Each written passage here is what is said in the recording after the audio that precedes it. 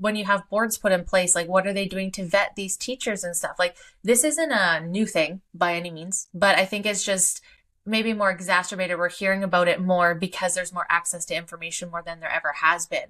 So I'm sure this is always happening. And this has always happened. And I do think that things like social media and cell phones and all that probably exacerbated this, even when we think about back in the day when I was a teenager, like you couldn't just like get porn on the internet. That's going to age me. You had to actually go into a store in the back room and you had to usually talk or like buy it or like there was some ways of buying it, but it wasn't like you can just log into Instagram at this point and it's at your fingertips, right? So things were a lot different. And I think that, the parasocial relationships that individuals can have now, in this realm, in this industry, I feel like it can breed in some ways people pushing past boundaries that maybe they wouldn't have pushed at if they didn't have so much access to these things, right?